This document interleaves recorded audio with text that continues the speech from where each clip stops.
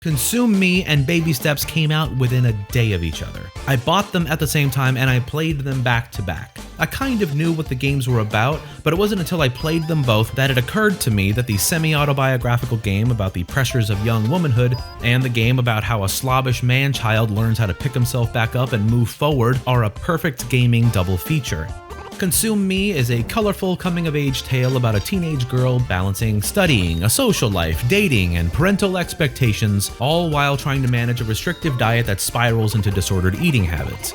All of it's expressed through a series of charming little WarioWare-style minigames. It's the video game version of someone looking back on a rough patch in their life with a sense of humor and appreciation for who they've become. Baby Steps is a physics-based walking simulator where an unemployed 35-year-old man gets sucked into and waddles around within a kind of manosphere Narnia, occasionally running into humans and donkey men representing the many silly shades of male insecurity.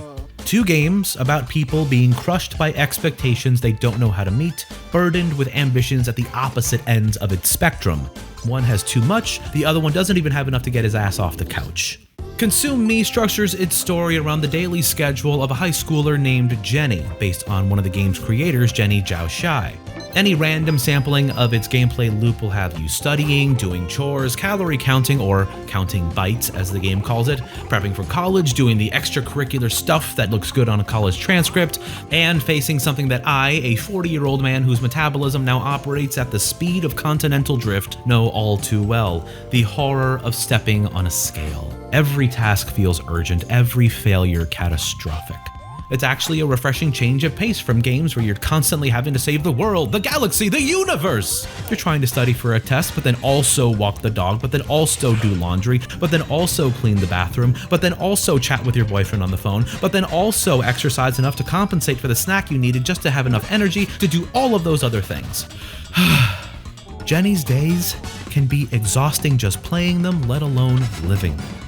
In a way, it is a game about the end of the world, but in that ambitious teenager kind of way, where failure feels like you're destroying an alternate future inhabited by a happier version of you.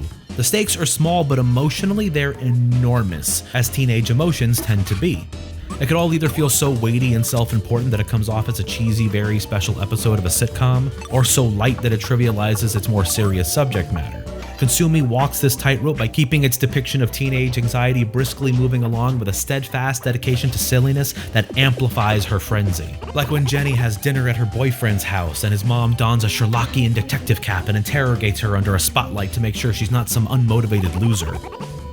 The broader conversation on the game focuses mostly on the disordered eating aspect, and for good reason. It's a topic you never see covered in games, and I don't really see it covered in media as much anymore nowadays. Still, it's just one pillar of a larger cautionary tale about being overly ambitious. Ambition can be the fuel that propels you into a brighter future. It could also be so volatile that one small spark can cause a spectacular explosion that consumes your entire life, reducing you to cinders.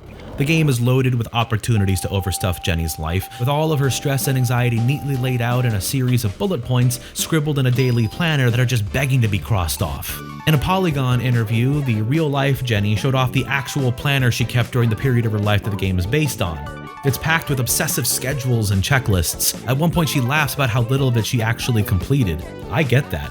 For like 20-something years now, I've curated exhaustive daily to-do lists because crossing things off feels good.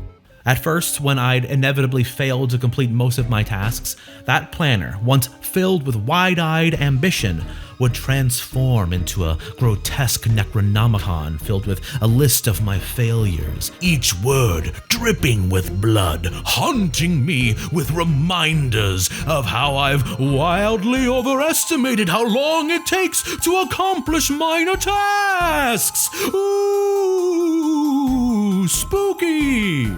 That led to silly behavior like writing down tasks I'd already completed just so I could immediately cross them out to experience the illusion of progress.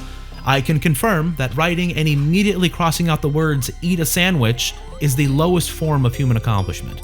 Consume Me is about a lot of things, and depending on the life experiences you're bringing to the table, one of those will stick out more than others.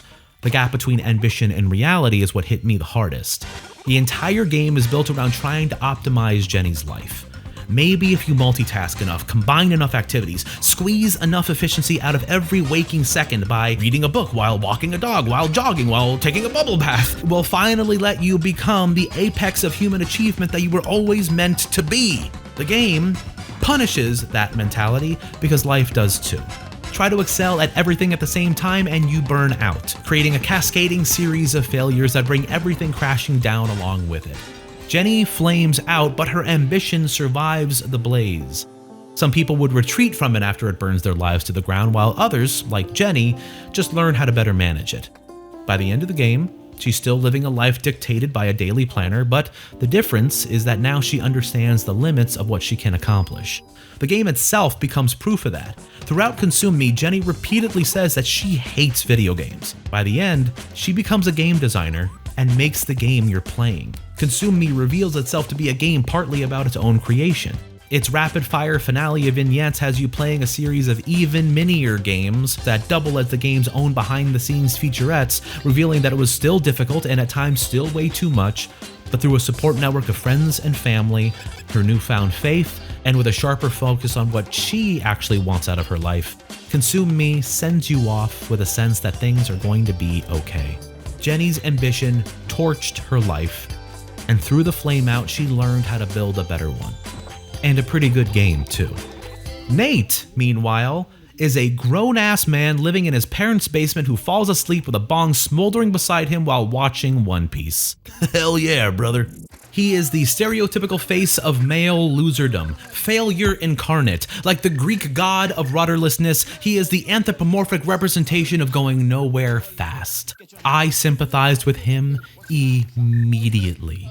I too lived at home for way longer than I wanted to. I too fall asleep in front of the TV constantly, not watching One Piece, but playing video games or watching some YouTube video and then shambling to bed at 4 a.m, hoping my body accepts that couch sleep as a good night's rest. But it doesn't, and it never will. Where Jenny has enough ambition to motivate an army, Nate doesn't even have enough to move his lazy, luscious, juicy ass off the couch. So, for reasons no more complicated than just because, he gets transported into a bizarre, mountainous limbo populated by silly male archetypes.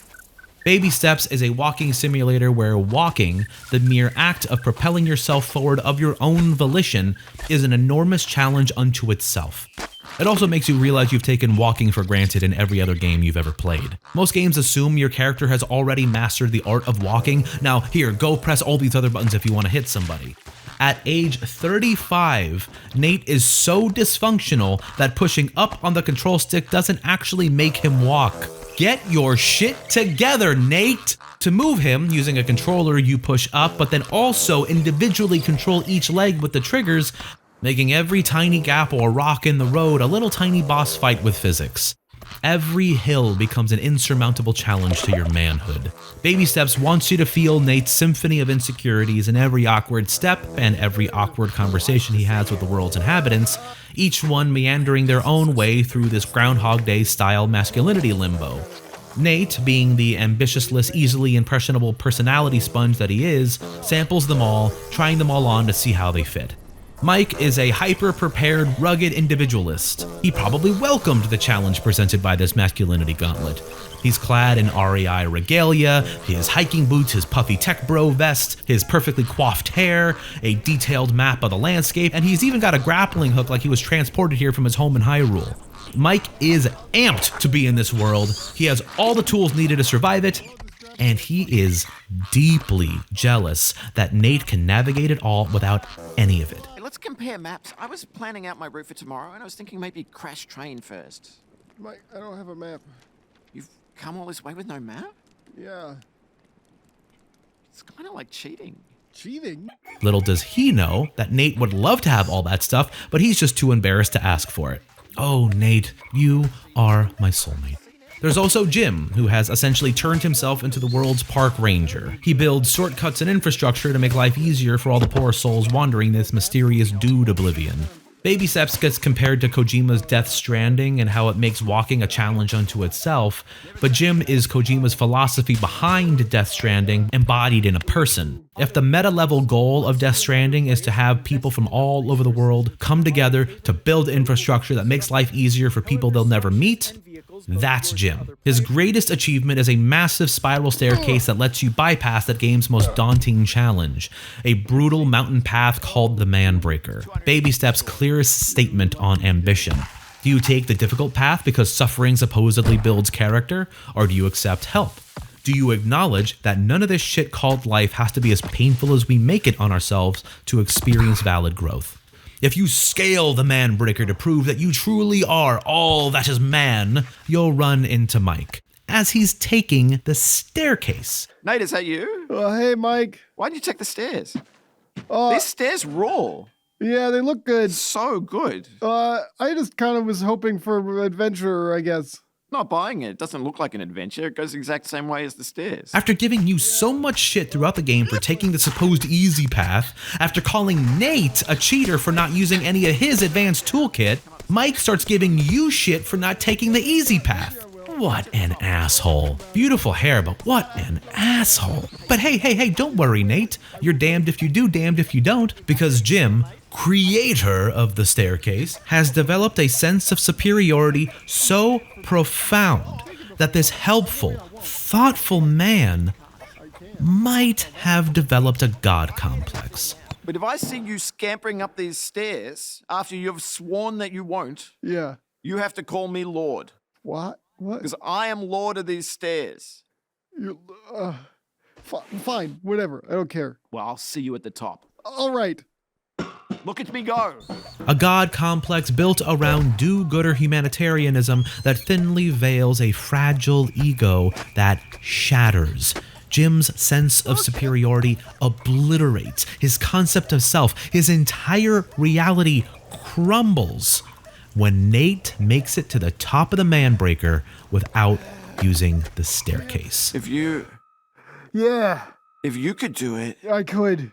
maybe it was easy. It's not too hard for me. I don't know if it's too hard for anybody, really. I think these stairs might be a little superfluous, Jim.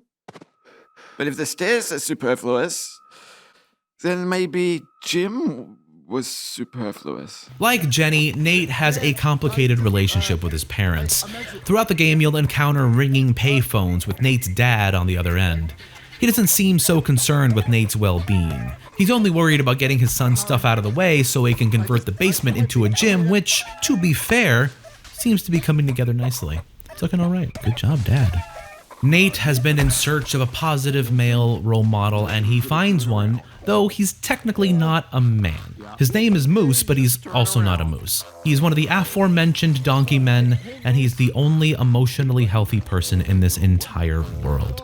Moose is self-sufficient without being a dick about it. He's supportive without being a dick about it. He's confident without being a dick about it, which is all kind of ironic considering that this flannel-clad donkey man, who seems to be the ideal male role model, constantly has his dick out. Yeah, I know. Every other path trudged by all these other losers is just a treadmill providing only the illusion of progress. One that ultimately leaves you on a perpetual journey up the mountain like Mike, or on a jaunty hike up your own ass like Jim, or it turns you into all the other dick-waggling, cave-dwelling donkey men who seem content on entrenching themselves in their own low ambitions rather than trying to overcome them. Nate's journey of 1,000,000 steps is important on its own, but it's nowhere near as important as the step he takes at the end of the game when, after taking a nap at Moose's house, he decides to take a stroll all on his own. In that Polygon interview with Consume's real-life Jenny, she mentions that when she was studying game design, she took a class taught by Bennett Foddy, one of the creators of Baby Steps. He's the sadist freak who also made QWOP and Getting Over It. Foddy is a guy who made a career out of making games about how hard it is just to move forward.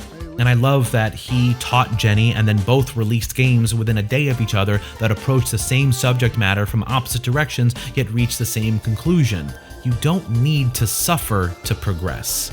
Struggle, sure. Being challenged, yeah, fine. But suffering, especially when it's self-inflicted, is a road that leads to ruin, or at the very least, just a lot of unsatisfying stagnation. Nate doesn't magically get transported home after reaching Moose's cabin at the end. His growth is reflected in something as small as forging a healthy friendship and then choosing to keep moving forward. Jenny burns bright, burns out, and then starts again with better tools and a healthier perspective.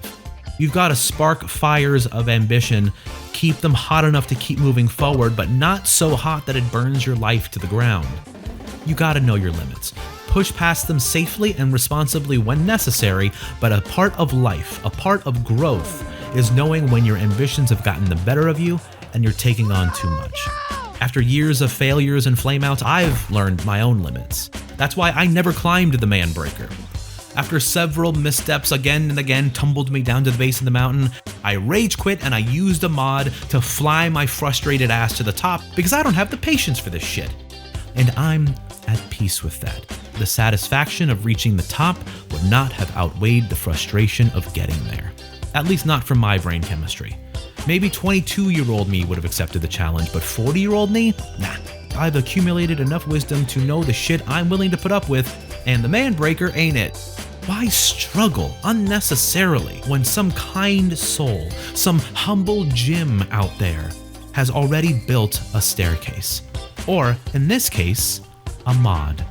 So thank you, modders, for embodying Kojima's Death Stranding dream by letting me fly around Manosphere Narnia, gathering footage all along the way. Thank you, modders, for helping me realize my ambition to make this video. Like and subscribe, and I'll see you next time.